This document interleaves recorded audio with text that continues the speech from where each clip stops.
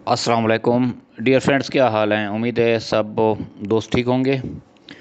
तो आज के ट्यूटोरियल में मैं आपको एक और इंडिकेटर के बारे में इंफॉर्मेशन दूंगा। इसका नाम है ऑल पिप्स इंडिकेटर। ये स्कैल्पिंग के लिए और हर तरह के ट्रेनिंग के लिए बहुत बेस्ट है, ख़ासतौर पे हर टाइम फ्रेम के अंदर ये काम करता है। तो आइए इसको देखते हैं। तो हम अपने चार्ट के ऊपर कोई पेयर ओपन कर लेते हैं। AUD CHF कर लेते हैं, Australian dollar versus Swiss franc. जिसका ओपन कर लिया, इसके ग्रिड ख़त्म करते हैं, कैंडल पैटर्न कर देते हैं और जूम कर देते हैं। तो अब इसके ऊपर हम इंस्टॉल करते हैं ऑल पिप्स इंडिकेटर। तो ये देख रहे हैं, ये हमारे पास एक कस्टम इंडिकेटर है, ऑल पिप्स इंडिकेटर। इसकी दो फाइलें हैं। इसको पहले इधर चार्ट पे ले आए हैं। तो अब इसके बारे में आप थोड़ा सा देख लें कि ये आपको एक लाइन नज़र आ रही है, मूविंग एवरेज की तरह एक लाइन नज़र आ रही है। तो इस लाइन के ऊपर आप देखेंगे तो आपको ब्लू और रेड, इसको ज़रा कर लेते हैं फ्रीज। तो ये बहुत ही सिंपल है और इसमें ख़ास तौर पे जो दोस्त न्यू हैं और वो काम करना चाहते हैं, यानी कि उनका इतना एक्सपीरियंस नहीं है, तो वो आसानी से इसके ऊपर वो काम कर सकते हैं।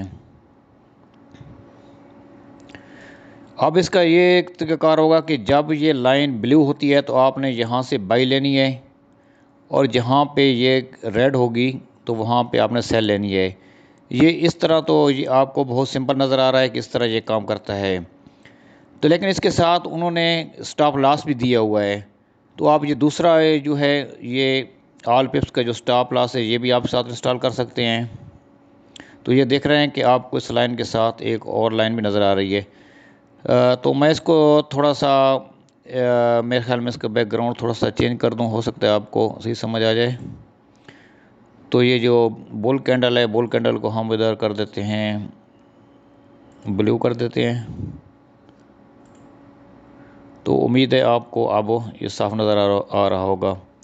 तो यहाँ से आपने जब ट्रेड लिया है, यहाँ पे इसने ब्लू किया है, तो इसके नीचे ये इस जगह पे आपने स्टॉप लॉस, ये नज़र आ रहा है स्टॉप लॉस। तो यहाँ पे आपने स्टॉप लॉस लगाना है और यहाँ पे आपने बाई की ट्रेड लेनी है, ठीक है। और इसके बाद जब ये इसका रंग जब रेड हो गया है तो यहाँ पे आपने सेल लेना है, और इसके ऊपर जो ये लाइन है यहाँ पे आपने स्टॉप लॉस लगाना है। ये तो इसकी जो सेटिंग है।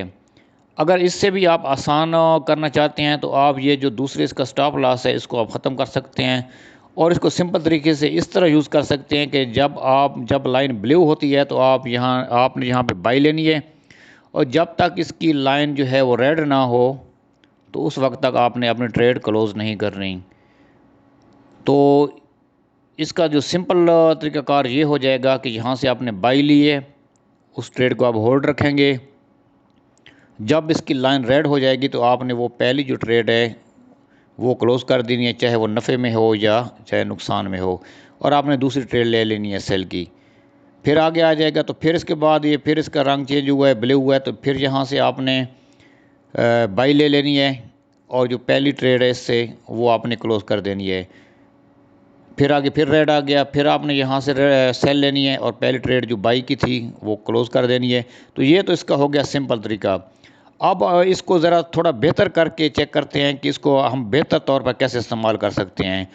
तो इसको इस्तेमाल करने के तो बहुत से तरीके हैं, लेकिन जो सबसे अच्छा तरीका है, और क्योंकि हमारे जो बरसगीर पाकिस्तान इंडिया के लोग हैं वो बहुत ही जल्दी में होते हैं, तो उनकी ख्वाहिश होती है कि जैसे ही हम ट्रेड लगाएं तो 5-10 मिनट के अंदर अंदर हमें प्रॉफिट मिल जाए और हम ट्रेड क्लोज़ करके निकल जाएं।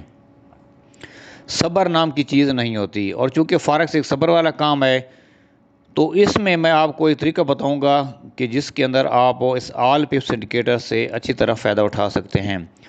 मिसाल के तौर पर आपने स्कैल्पिंग करनी है तो आपने M5 के अंदर काम करते हैं, और ज़्यादा लोग जो है वो तमाम लोग ही ना M5 के अंदर ही काम करते हैं। तो आपने जब M5 के अंदर काम करना है तो आपने सबसे पहले आपने इसको H1 के अंदर देख लेना है।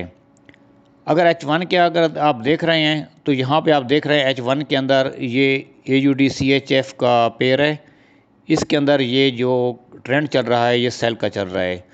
तो अब आपने M5 पे काम करना है, तो M5 के अंदर भी आपने सेल की ट्रेड लेनी है कि जैसे ही ये आपको रेड नज़र आए, यानी H1 में भी रेड हो, उसके बाद ये है कि M5 के अंदर भी रेड हो। आपने काम M5 के अंदर करना है, तो जैसे ही रेड का आपको सिग्नल मिले तो आपने ट्रेड ले लेनी है।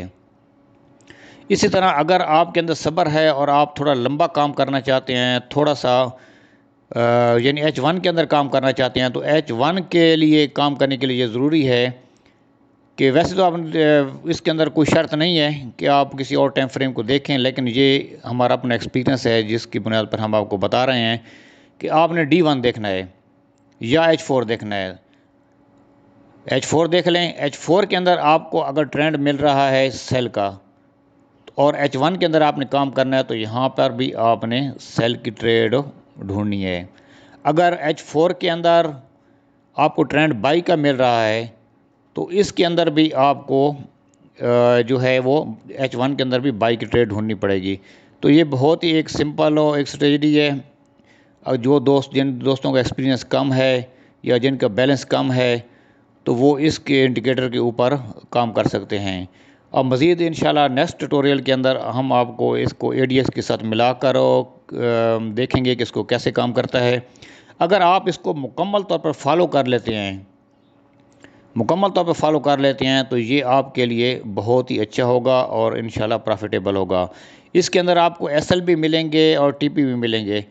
मिसाल के तौर पर यहाँ पे देख लें, यहाँ पे आपने सेल की ट्रेड ली है, तो आप और यहाँ तक ये आई है, तो आप देख सकते हैं कि कितना बेस्ट अच्छा आपको यहाँ पे प्रॉफिट मिल रहा है। बहुत अच्छा प्रॉफिट मिल गया आपको। और यहाँ पे आपने बाई लिया है, लेकिन यहाँ पे जैसे ही आपने बाई लिया तो फिर उसने रंग चेंज कर लिया, तो ये आपका SL हो गया और ये भी आपका SL हो गया। तो आपको इसके अंदर TP भी मिलेंगे, SL भी मिलेंगे, लेकिन ये है कि TP की शरह इंशाल्लाह आपकी ज़्यादा होगी और SL आपके कम होंगे। तो अगर इस बारे में कोई भी आपके जहन में सवाल आता है तो नीचे कमेंट्स में लिख दें, या हमारा व्हाट्सअप नंबर नीचे दिया गया है उसके ऊपर पूछ लें। इंडिकेटर आपको ज़रूरत है तो हम आपको व्हाट्सअप कर सकते हैं। तो अगर इसके इंडिकेटर के बारे में कोई भी इंफॉर्मेशन लेनी हो, फॉरेस्ट के मुताल्लिक़ कोई भी इंफॉर्मेशन लेनी हो, तो आप हमें व्हाट्सअप पे कॉल कर सकते हैं, व्हाट्सअप पे मैसेज कर सकते हैं, और हर तरह की जो हमारे सर्विसेज हैं वो तमाम फ्री हैं। अल्लाह हाफिज़।